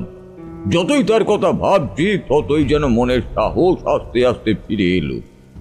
বৃষ্টি তখন ঝমঝম করে বাড়তে শুরু করেছে। কালো অন্ধকারের মধ্যে বৃষ্টি যেন চারপাশে একটা সাদা চাদরের বলয় তৈরি করে ফেলেছিল। রাধাকান্ত আমার থেকে ক্রমে ক্রমে দূরে সরে যাচ্ছে। সেই ভাঙা কুয়োটার কাছে ততক্ষণে রাধাকান্ত পৌঁছে গেছে। আমি কি করব সেটাই বুঝতে পারছি না। এমন সময় মনে হলো শরীরের সমস্ত বল ফিরে এসেছে। দ্রুত এগিয়ে গেলাম সেই কুয়োটার কাছে, আর দেখতে পেলাম সেই মূর্তিটা ওর ভেতরে একটু একটু করে নামতে শুরু করেছে, আর তার ডান হাতের কাছে চেপে ধরা রাধাকান্তের গলাটা। রাধাকান্ত অচেতন অবস্থাতেই রয়েছে। আমি এগিয়ে গিয়ে প্রচন্ড গম্ভীর স্বরেই বললাম, কে তুই? কেন এইভাবে রাধাকান্তকে মারতে চাইছিস? রাধাকান্ত তো তোর কোনো ক্ষতি করেনি। ততক্ষণে সে থমকে দাঁড়িয়েছে, রাধাকান্তের গলা থেকে হাতটা সরিয়েও দিয়েছে। ভাঙা কুয়োর এক পাশের দেওয়ালের কাছ থেকে তার মুখটা বাইরে বেরিয়ে আসছে, দুটো হাত কুয়োর ওপরে। সেই দুটো হাতে লম্বা লম্বা নখ রয়েছে। তার গোটা শরীরটা যেন কালো কুচকুচ করছে। সে একইভাবে বলল, রাধাকান্তের রক্তে পেশাচ রয়েছে, ওই রক্তের জন্য আমায় মরতে হয়েছে। আর দুজনকে, রাধাকান্তকে আর ওই শশীকান্তকে মারতে পারলেই আমার কাজ শেষ হবে। সঙ্গে সঙ্গে চমকে উঠলাম আমি। যা ধারণা করতে পেরেছিলাম তাই। শশীকান্ত অনেক কিছুই জানে, কিন্তু সেই কথা সে আমায় বলেনি। কিন্তু রাধাকান্তই বা গেল কোথায়? রাধাকান্ত তখন ওর এক পাশে পড়ে রয়েছে। আমি মনে মনে একটা মন্ত্র উচ্চারণ করতে লাগলাম। এতক্ষণ পরে যেন মন্ত্র উচ্চারণের ক্ষমতা আমি ফিরে পেয়েছি। একটু একটু করে মন্ত্র উচ্চারণ করতে করতে যেন গোটা শরীরের শক্তি ফিরে এলো। সামনে এগিয়ে গিয়ে রাধাকান্তর কপালের ওপর একটা হাত রেখে মন্ত্র উচ্চারণ করতেই সে মেয়েটি চিৎকার করে বলে উঠল, না, হতে পারে না, এটা হতে পারে না। এই গোটা বাড়ির মধ্যে কোনো শুভ শক্তি কাজ করতে পারে না। মধুসুন্দরী দেবীর আশীর্বাদ যতক্ষণ আমার মাথায় রয়েছে ততক্ষণ পর্যন্ত আমি রাধাকান্ত আর শশীকান্তকে রক্ষা করার চেষ্টা করব। ততক্ষণ পর্যন্ত তুই আমাকে হারাতে পারবি না। সঙ্গে সঙ্গে কুয়োর তলের ভেতরে একটা ঝপ করে শব্দ হলো, আর তারপরই একটা প্রচন্ড কান্নার শব্দ ভেসে এলো সেই কুয়োর ভেতর থেকে। কেউ যেন ফুঁপিয়ে ফুঁপিয়ে কেঁদে চলেছে আর চিৎকার করে বলছে, আমি আবার আসবো, আমি ছাড়বো না, কাউকে ছাড়বো না, তোকেও ছাড়বো না। প্রথমে আমি তোকেই মারবো। আমি সেদিকে তাকাচ্ছি না। আমি জানি এই মুহূর্তে সে আমার কোনো ক্ষতি করতে পারবে না। রাধাকান্ত দিকে এগিয়ে গিয়ে তার কপালের ওপর ডান হাতের বুড়ো আঙুলটা রেখে আবার একটা মন্ত্র উচ্চারণ করতেই আস্তে আস্তে রাধাকান্ত দুটো চোখ খুলে গেল। প্রচন্ড ভয় দেখা গেল সেই চোখে। রাধাকান্ত ভয়ে চিৎকার করে কিছু বলতে যেতেই আমি তাকে চুপ করতে বললাম। তারপর কোন রকমে উঠে যখন আমরা ঘরে ফিরে এলাম তখন বাইরের বৃষ্টিটা আরো জোরে পড়তে শুরু করেছে। যেন মনে হলো শুধু বৃষ্টি নয়, ওই কুয়োর ভেতরে চলে যাওয়া সেই মেয়েটির কান্না। তবে রাধাকান্ত সেই রাতে আর কিছুই বলল না। তাকে নিজের ঘরে পাঠিয়ে দিলাম। কাল সকালে যা হবে দেখা যাবে। তাহলে আপনি সেই রাতে ওই অশরীরী আত্মাকে আটকাতে পেরেছিলেন, কিন্তু আপনার কেন মনে হচ্ছিল যে আপনার সমস্ত শক্তি সেখানে আটকে রয়েছে, কোনো কাজ করছে না?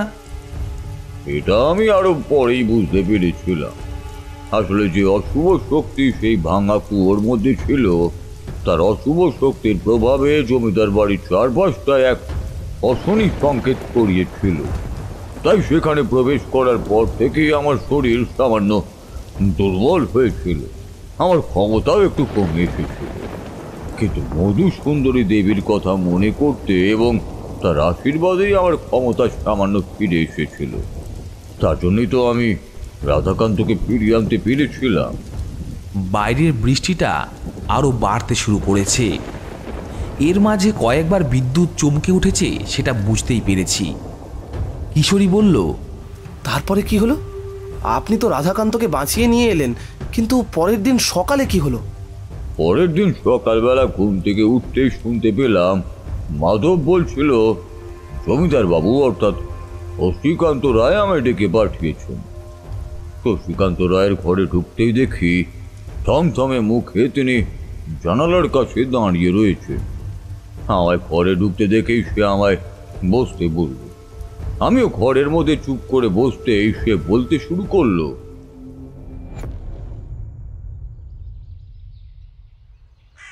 রাতে কি হয়েছিল আমি সব শুনেছি। রাধাকান্ত আমায় সব কিছু বলেছে, কিন্তু ঠাকুরমশাই এই কথাটা যেন বাইরে না যায়। আপনি কিন্তু ভুল করছেন জমিদার মশাই। আপনার অন্যায়ের জন্য কিন্তু তার ফল এই গোটা পরিবারকে ভুগতে হবে। নিত্যানন্দ কিন্তু এমনি এমনি মারা যায়নি, আর আর যে আছে সে কিন্তু আপনাকে এবং আপনার ছেলেকে কাউকেই ছাড়বে না। আমার কথা শুনে হঠাৎ করে জমিদার শশীকান্ত কেমন যেন চমকে উঠল। এগিয়ে সে ঘরের দরজাটা বন্ধ করে দিয়ে আমার কাছে এসে হঠাৎ করে আমার হাতটা চেপে ধরল। তার গলা ধরে এসেছে। শক্ত কঠিন ব্যক্তিত্বের মানুষটাও কেমন যেন নরম হয়ে গেছে। বিশ্বাস করুন ঠাকুরমশাই, আমি জেনে শুনে কিছু করিনি, আমি জেনে শুনে কিছু করতেও পারি না। আমি যা করেছিলাম ভালোর জন্যই করেছিলাম, কিন্তু এখন যে এমন কিছু একটা হবে সেটা ভাবতে পারিনি। আমার সব কিছু খুলে বলুন। সব কিছু খুলে না বললেই কিন্তু আমি কিছুই করতে পারবো না। তাছাড়া আজ শনিবার, সেই অশরীরী আত্মাটা যেভাবে উঠে পড়ে লেগেছে সে কিন্তু আজ রাতেও আসবে।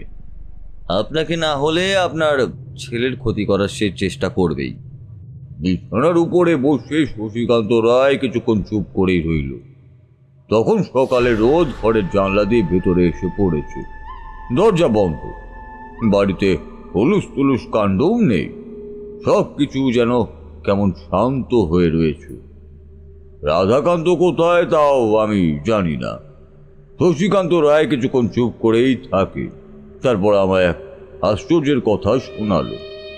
আর সেটা শুনতে শুনতেই আমি বুঝতে পারলাম এমন কিছুই আমি একটা আন্দাজ করতে পেরেছিলাম। কেন ঠাকুর মশাই? জমিদার মশাই কি এমন বললেন? এ কথা তোমাদেরকে শেষে বলবো, না হলে বাকি অংশটা শুনতে তোমাদের কোনো আগ্রহী থাকবে না। জমিদার মশাইয়ের কথা শুনে আমি চলে গেলাম আমার ঘরে। বুঝতে পারলাম শুধু আজকের রাতটা কোনোভাবে ভালো করে কাটাতে পারলেই কাল সকালে সমস্ত কিছুর ব্যবস্থা আমি করতে পারবো। জমিদার মশাই আমার হাত ধরে বলল, আপনি যা বলবেন তাই তাই হবে ঠাকুরমশাই, কিন্তু আমাদের এই বিপদ থেকে উদ্ধার করুন ঠাকুরমশাই। আমার ছেলেটাকে বাঁচান। আমার যদি কোনো বিপদ হয় তাতেও আমার কোনো অসুবিধা নেই, কিন্তু আমার ছেলেটাকে আপনি রক্ষা করুন ঠাকুরমশাই, রক্ষা করুন। আপনার ছেলের আর আপনার কোনো বিপদ হবে না, সবাইকেই আমি বাঁচাবো। কিন্তু আজকে রাতটা আপনাদেরকে খুব সাবধানে থাকতে হবে। কালকে সকালের কোনো একটা ব্যবস্থা আমি করতে পারবো। আজ শনিবার, এই বাড়িতে আজ কোনো কিছুই করা সম্ভব নয়। জমিদার মশাইকে কথাগুলো বলে দিয়ে আমি আমার ঘরে চলে এলাম। রাধাকান্ত কোথাও গিয়েছিল। সন্ধ্যের দিকে এসে আবার আমার সঙ্গে দেখা করলো। বলল, কাল রাতের ওই ঘটনার পর আমি সত্যি খুব ভয় পেয়ে গিয়েছিলাম ঠাকুরমশাই। তাও শ্বশুরবাড়িতে গিয়ে বউ আর মায়ের সাথে দেখা করে এলাম। মেয়েটাকেও অনেকদিন পর দেখলাম। ঠাকুরমশাই, আপনি যদি না থাকতেন কাল রাতে যে আমার কি হতো। আচ্ছা রাধাকান্ত, কাল রাতে ঠিক কি ঘটেছিল আমাকে একটু বলো তো। রাধাকান্ত দুই চোখে আবার ভয় দেখা গেল। কালকের কথাটা মনে করতে গিয়ে তার গোটা শরীরটা যেন একটা অদ্ভুত ভাব খেলে গেল বলেই মনে হলো। ততক্ষণে বিকেল পেরিয়ে সন্ধে একটু একটু করে নামতে শুরু করেছে। রাধাকান্ত কিছুক্ষণ চুপ করে থেকেই বলল, আপনি তো জানেন আমি বাবার পাশের ঘরেই ঘুমাই। কাল রাতেও তেমনই ঘুমিয়েছিলাম। হঠাৎ অনেক রাতের দিকে মনে হলো কেউ একটা যেন আমায় ডাকছে। আমি ঘুম চোখে উঠেই দরজা খুলে বারান্দায় এলাম, কিন্তু কাউকে দেখতে পেলাম না। আবার ঘরের ভেতরে ঢুকতে যাব, হঠাৎ শুনতে পেলাম একটা মেয়েলি গলা। ওই মেয়েলি গলায় কেউ যেন আমার নাম ধরে ডাকছে। একটা অদ্ভুত গলায় বলছে, রাধাকান্ত, রাধাকান্ত। গলাটা শুনে আমার ভয় পাওয়ারই কথা ছিল ঠাকুরমশাই। রাতের বেলায় এমনভাবে যে কে ডাকতে পারে সেটা বুঝতে পারবো না, এতটা বোকা আমি নই, বিশেষ করে নিত্যানন্দের মৃত্যুর পরে। কিন্তু আমার মাথায় যে কি ঢুকেছিল আমি কোনো কিছুই চিন্তা করতে পারছিলাম না। আমার মনে হলো ডাকটা ভেসে আসছে আমার এই নিজের শরীরের ভেতর থেকে। দুপা এগোতেই হঠাৎ মনে হলো ডাকটা আস্তে আস্তে সিঁড়ি বেয়ে নিচের দিকে নেমে যাচ্ছে। আমিও তাই একটু একটু করে নিচের দিকে নেমে গেলাম। তারপর কখন যে সিঁড়ি বেয়ে একতলার বারান্দার কাছে এসে পড়েছি সেটা ভালোভাবে মনে করতে পারছি না। একতলার বারান্দার কাছে এসে সিঁড়ি দিয়ে নামার সময় ছোট্ট একটা হোঁচট খেতেই আমার সম্বিত ফিরে এলো। আমি প্রচণ্ড ভয় পেয়ে গেলাম। তাড়াতাড়ি উঠে ফিরতে যাব, এমন সময় মনে হলো কেউ একটা যেন কাঁদছে। কেউ যেন ওই অনুনয় বিনয়ের সুরে কাঁদছে আর মাঝে মাঝে বলছে, এখানে যে আমার বড় কষ্ট রাধাকান্ত, আমায় এখান থেকে উদ্ধার কর, উদ্ধার কর আমায় এখান থেকে। এই কান্নার শব্দ শুনে আমি আর চুপ করে থাকতে পারছিলাম না ঠাকুরমশাই। বারান্দাটা পেরিয়ে দেখব বলে যেই বাইরে মুখ বাড়িয়েছি অমনি বৃষ্টির ঝাপটা এসে আমার গায়ে লাগলো। ঠিক তখনই মনে হলো আমার থেকে খানিকটা দূরে কেউ একটা দাঁড়িয়ে আছে। তার পরনে একটা লাল পেড়ে সাদা শাড়ি। ওই বৃষ্টির মধ্যেও তাকে আমি স্পষ্টভাবে দেখতে পাচ্ছি। একটা মেয়ে। আর আমার মনে হলো মেয়েটাকে যেন আমি চিনি, কোথাও একটা দেখেছি, কিন্তু ঠিক মনে করতে পারছি না। আর অদ্ভুত ব্যাপার ঠাকুরমশাই, ওই মেয়েটাকে আমার চেনা মনে হতেই আমি যেন কখন নিচে নেমে পড়লাম। বৃষ্টির মধ্যেই সেখান থেকে আরও খানিকটা সামনে এগোতে হঠাৎ মনে হলো আপনি আমায় ডাকলেন। কিন্তু বিশ্বাস করুন ঠাকুরমশাই, পিছনে ফিরে যে তাকাবো সে ক্ষমতাটুকুও আমার তখন ছিল না। আমার ঘাটটা যেন কেউ একটা শক্ত করে ধরেছিল। তারপর দেখতে পেলাম ওই মেয়েটা আস্তে আস্তে মাটিতে বসে পড়ল। তারপর ওই হামাগুড়ি দিয়ে বাচ্চারা যেভাবে সামনে এগোয় ঠিক সেইভাবে মেয়েটা আমার দিকে একটু একটু করে এগিয়ে আসতে থাকলো। ঠাকুরমশাই, প্রচণ্ড ভয়ে আমি চিৎকার করে উঠতে চেয়েছিলাম, কিন্তু মনে হলো গলার কাছটা বরফের মতো ঠান্ডা। কোনো শব্দ গলা থেকে বাইরে বেরোচ্ছে না। কি করব না করব বোঝার আগেই পেছনে আবার পায়ের শব্দ পেলাম। আমি বুঝতে পারছিলাম আপনি এগিয়ে আসছেন, আমায় ডাকছেন, কিন্তু আপনার কথায় সাড়া দেবার মতো ক্ষমতা আমার ছিল না। ওই মেয়েটাকে তখন দেখতে আরো অদ্ভুত, আরো অস্বাভাবিক, ভয়ঙ্কর লাগছিল। ওর দুই চোখ সাদা, আর ওর ফ্যাকাশে মুখের ভেতর থেকে লাল লাল একটা আগুনের মতো কিছু বেরোচ্ছিল। গোটা শরীরটা কঙ্কালসার, আর ওই কঙ্কালের উপর কেউ যেন চামড়া বসিয়ে দিয়ে গেছে। পরনের কাপড়টা শত ছিন্ন। ও খিলখিল করে হাসছিল, আর হাসতে হাসতে বলছিল, আমায় চিনতে পারছিস না? চিনতে পারছিস না আমায়? বিশ্বাস করুন, আমি বলার চেষ্টা করছিলাম, না আমি তোমায় চিনতে পারছি না, কিন্তু কিন্তু কিছুই বলতে পারছিলাম না। আমার আমার গলা পুরো বন্ধ হয়ে গিয়েছিল। ওই ওই মেয়েটা আমার আরো কাছে এসে পড়েছে। প্রচণ্ড ভয়ে আমার গোটা শরীরটা তখন পাথরের মতো হয়ে গেছে। আমি চিৎকার করে বলতে চাইছিলাম, ঠাকুরমশাই, ঠাকুরমশাই, আমায় বাঁচান। কিন্তু পারছিলাম না। আর তারপর রাধাকান্ত কথা বলতে বলতে হাঁপাচ্ছিল। তাকে আর কিছু বলতে মানাই করলাম। আজ রাত্রে একটু সাবধানে থাকলে কাল সকালে আমি সমস্ত ব্যবস্থাই করে দেব, এমন কথাই বলে দিলাম। কিন্তু সেদিন রাতে যে আমায় এমন একটা দৃশ্যের সম্মুখীন হতে হবে সেটা কি আমি জানতাম? কথাটা শেষ করে তারানাথ আমাদের দিকে তাকালো। তার চোখের মধ্যে একটা অদ্ভুত ভাষা। সিগারেটের প্যাকেট থেকে আরেকটা সিগারেট বার করে সে ধরিয়ে ফেলেছিল ততক্ষণে। দুবার ধোঁয়া ছাড়তেই গোটা ঘরটা ছড়িয়ে গেল যেন। বাইরের বৃষ্টিটা আরও বাড়তে শুরু করেছে। যতবারই মনে করি এই হয়তো সবচেয়ে জোরে বৃষ্টি হচ্ছে, ততবারই আমাদের ভুল প্রমাণিত করে দিয়ে আরও জোরে বৃষ্টি হয়। তারানাথ কিছুক্ষণ চুপ করে থেকে তারপর বলল, রাতের বেলা আমার ঘুমটা ভেঙেছিল অনেক দেরিতে। যখন ঘুম ভাঙলো সঙ্গে সঙ্গে মনে হলো কোথায় যেন কিছু একটা হচ্ছে।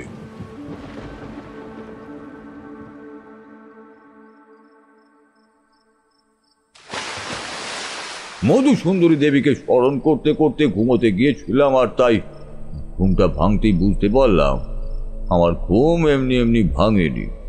কেউ যেন আমায় প্রাণপণে ধাক্কা দিয়ে জাগিয়ে তুলেছে। জেগে ওঠার সঙ্গে সঙ্গে কানের কাছে কে যেন ফিস ফিস করে বলে উঠল, তারানাথ, বড্ড দেরি হয়ে গেছে, তাড়াতাড়ি যাও। আমি আর কোনো দিকে না তাকিয়ে প্রাণপণে ঘর থেকে বেরিয়ে বাইরে এসে সেই কুয়োটার দিকে ছুটতে লাগলাম। আর ছুটতে ছুটতে সেখানে যেতেই বুঝতে পারলাম যে সে মেয়েলি গলাটা আমায় বলেছিল এই বৃষ্টির মধ্যেও কুয়োর ভেতরে একটা ঝাঁপিয়ে পড়ার শব্দ আমি শুনতে পেলাম। আর তার সঙ্গে সঙ্গে শশীকান্তের গলা থেকে শুনতে পেলাম একটা চিৎকার। তার মানে আজ রাধাকান্ত নয়, শশীকান্ত কুয়োর কাছে এসেছিল। শশীকান্ত কুয়োর ভেতরে ছিটকে গিয়ে পড়ার সঙ্গে সঙ্গে আমি ছুটে গেলাম সেখানে। ততক্ষণে শশীকান্ত সেই পুরনো কুয়োর ভেতরে পড়ে ছটফট করছে, কিন্তু কুয়োর ভেতর থেকে তাকে আমি তুলবই বা কি করে। তাড়াতাড়ি ছুটে এলাম। রাধাকান্ত, মাধব, পরিবার সবাইকে জাগিয়ে সকলে মিলে যখন দড়ি আর আলো নিয়ে সেখানে গিয়ে পড়েছি, তখন দেখি কুয়োর ভেতরে আর কেউই কোথাও নেই। কুয়োর জলটাও শান্ত হয়ে গেছে, যেন এখানে কিছু হয়নি। রাধাকান্ত প্রাণপণে চিৎকার করতে করতেই বলল, বাবা, বাবা, বাবা, তুমি কোথায়? বাবা, বাবা, তুমি কোথায়? কিন্তু শশীকান্তের কোনো সাড়াই নেই। ওদিকে বাড়িতেও শশীকান্ত কোথাও নেই। আমার প্রথমে মনে হয়েছিল আমার তো ভুল হতেই পারে, তাই গোটা বাড়িতে খুঁজেও কাউকে কোথাও আর খুঁজে পেলাম না। মাধব আর হরিহর ভাঙা কুয়োর পাশে বসে কাঁদতে লাগলো। কাঁদতে কাঁদতে আমার দিকে তাকিয়ে বলল, ঠাকুরমশাই, ঠাকুরমশাই, আপনি কিছু করুন, আপনি কিছু একটা করুন না। যদি বড়বাবুকে বাঁচানো যায় কোনোভাবে। আমি কি করব বুঝতে পারছিলাম না। নিজের চোখে দেখেছি শশীকান্ত ওই কুয়োর মধ্যে ঝাঁপিয়ে পড়েছে। অনেকক্ষণ ধরে সেখানে দাঁড়িয়ে থাকতে থাকতে হঠাৎই রাধাকান্ত কি যেন একটা দেখে চিৎকার করে বলে উঠল, ঠাকুরমশাই, ঠাকুরমশাই, ঠাকুরমশাই, ওটা কি? ওই দেখুন, ওটা কি? রাধাকান্তের কথা শুনে আমি, মাধব, হরিহর সকলেই তাকালাম ওখানে। দেখলাম বেশ খানিকটা দূরে অন্ধকারের দিকে তখনও বৃষ্টি পড়েই চলেছে অনবরত। আর সেই অন্ধকারের মধ্যে দাঁড়িয়ে রয়েছে একটা মূর্তি। রাধাকান্তর গলায় যেন একটা ধরা ধরা ভাব শুনতে পেলাম। সেদিকে তাকিয়ে সে বলল, আমার বাবাকে তুই নিয়ে গেছিস না? হ্যাঁ, তুই নিয়ে গেছিস? বল, কেন কেন নিয়ে গেছিস? বল, কেন কেন তুই আমার বাবার এত বড় ক্ষতি করলি? বল, কেন কেন? রাধাকান্ত কথা শেষ করতে না করতেই ছুটে গেল সামনের দিকে। যেখানে সেই ছায়া মূর্তিটা দাঁড়িয়ে ছিল সেই দিকেই। আমি রাধাকান্তকে আটকাতে গেলাম, কিন্তু পারলাম না। মাধব হরিহর দুজনে পাথরের মতো দাঁড়িয়ে রইল। রাধাকান্ত ছুটে গিয়ে সেখানে অন্ধকারের মধ্যে হারিয়ে যেতেই আমি এগিয়ে গেলাম সামনের দিকে। আর ঠিক তখনই শুনতে পেলাম একটা গলা, আমার সঙ্গে যে অন্যায় হয়েছে তার প্রতিশোধ আমি নিয়ে গেলাম ভাই।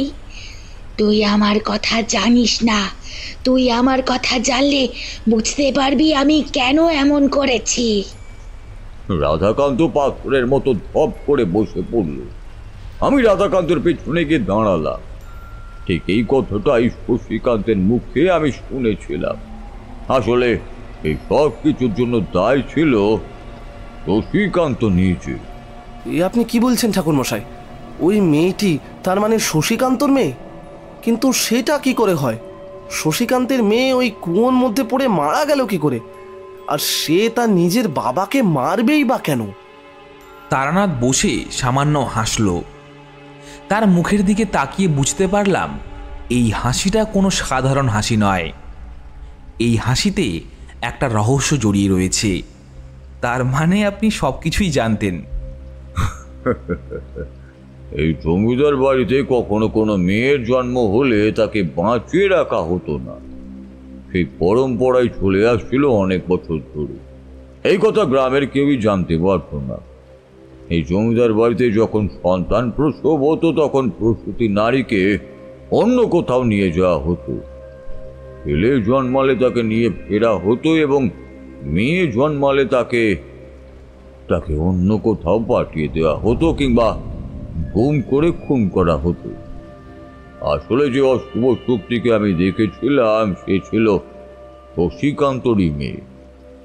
শশীকান্তের স্ত্রীর প্রথম সন্তান হয়েছিল মেয়ে, কিন্তু কোনো কারণে তাকে এই বাড়িতে রাখতে হয়েছিল। এই বাড়ি থেকে সন্তান প্রসবের সময় সে অন্য কোথাও যেতে পারেনি, কিন্তু মেয়ে সন্তান হওয়ায় তাকে ওই কুয়োর ভেতরে ফেলে দেওয়া হয়। কিন্তু সেই সন্তানকে যখন কুয়োর ভেতরে ফেলা হয় তখন যে দায় সেই সন্তান প্রসব করেছিল সে বলে এই সময়ে মেয়েটিকে মারা যাবে না, তাতে বিপদ হতে পারে। কোনো এক অশুভ লগ্ন ছিল তখন। সেই লগ্নে মেয়েটিকে মারলে সে আবার ফিরে আসবে। সত্যি বলতে ছোট্ট সেই মেয়েটিকে কুয়োর মধ্যে ফেলে দেওয়ার পর সে এমন রূপে কিভাবে ফিরে এসেছিল তা আমি প্রথমে বুঝতে পারিনি, পরে বুঝতে পেরেছিলাম। আসলে এত বছর ধরে ওই কুয়োর ভেতরে অনেক মেয়েকেই মারা হয়েছিল।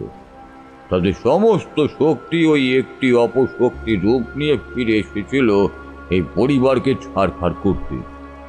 পরে জানতে পেরেছিলাম নিত্যানন্দ এই অপরাধের সঙ্গে যুক্ত ছিল, আর তাই নিত্যানন্দকেও সে মারতে চাইছিল। প্রথমে নিত্যানন্দ, তারপরে শশীকান্ত, কিন্তু মাঝখানে রাধাকান্তের উপর তার আক্রোশ ফিরেছিল, কারণ সে এই পরিবারেরই সন্তান। শশীকান্তকে মারার পর তার সেই রাগ কমে যায়, তাই সে রাধাকান্তকে মারেন। সেই রাতেই সে এখান থেকে চলে যায়। তাই তাহলে তারপরে আপনি কি করলেন? পরের দিন সকালে জমিদার বাড়িতে নেমে এলো এক অদ্ভুত অন্ধকার। রাধাকান্তের শ্বশুর বাড়ি থেকে তার স্ত্রী, মা এবং সন্তানকে ফিরিয়ে আনা হলো। জমিদার বাবুর মৃতদেহ খুঁজে পাওয়া যায়নি। আর সাহস করে সেই কুয়োর ভেতরে নামতেও পারেনি। আমি বুঝতে পারছিলাম না যে এবার ঠিক কি করা উচিত। তাই রাধাকান্তকে তার বাবার প্রায়শ্চিত্ত করার এবং শ্রাদ্ধ শান্তি করার কথা বলে আমি সেখান থেকে বেরিয়ে আসি। তারানাথের গল্প শেষ হলেও আমরা অবাক হয়ে বসে রইলাম কিছুক্ষণ। বাইরের বৃষ্টিটা ঠিক তখনই কমতে শুরু করেছে। তারানাথ আস্তে আস্তে বলল, অনেক পরে আমি সব কিছু পরিষ্কার বুঝতে পেরেছিলাম। ওই কুয়োর ভেতরে মৃত মেয়েদের আত্মা একটু একটু করে জমা হতে হতে এমন একটা নারী শক্তির রূপ নিয়েছিল সে, আর তাই ওই স্থানে অশুভ শক্তি এত প্রবল হয়েছিল। আসলে সে শক্তি অশুভ ছিল না, প্রতিশোধ ক্রিয়ায় সেই শক্তি অমন হয়ে গিয়েছিল। কিন্তু আমার কোনো ক্ষতি করার চেষ্টা করেনি। হয়তো সেই রাতে রাধাকান্তের কোনো ক্ষতিও সে করতো না, কারণ শেষ মুহূর্তে কিন্তু সে তাকে ছেড়ে দিয়ে চলে যায়। হয়তো সে তাকে ভয় দেখাতে চেয়েছিল, কিংবা আমায় ভয় দেখিয়ে সেখান থেকে তাড়াতে চেয়েছিল।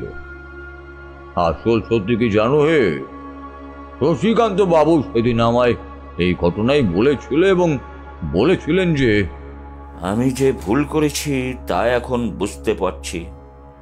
ও যে আমার জন্যই এসেছে সেটাও আমি জানি। নিত্যানন্দ আমাকে সাহায্য করেছিল, আর তাই নিত্যানন্দকেও। এরপর তারানাথ আর কিছু বলল না। আমরা উঠে এলাম ছাতা নিয়ে। ট্রাম রাস্তা পর্যন্ত এসে পৌঁছতেই হঠাৎ কিশোরী প্রশ্ন করল, আচ্ছা, ঠাকুরমশাই কি তাহলে ব্যর্থ হয়েছিল শশীকান্তকে বাঁচাতে?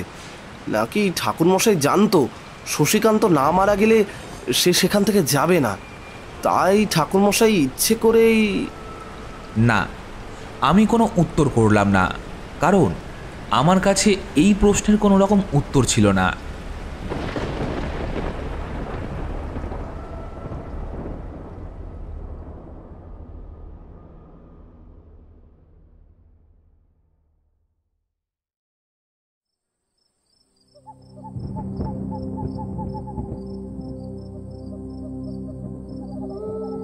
তাহলে বন্ধুরা, আমাদের আজকের গল্প এখানেই শেষ করলাম।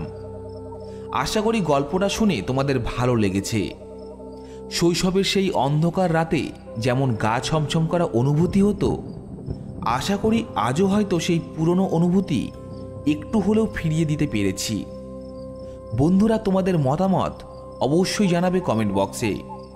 গল্পটি ভালো লাগলে একটা লাইক দিতে কিন্তু ভুলবে না, আর তোমাদের বন্ধু ও প্রিয়জনদের সঙ্গে শেয়ার করবে, যাতে তারাও এই রহস্য আর শিহরণে ভরা গল্পের জগতে ডুব দিতে পারে।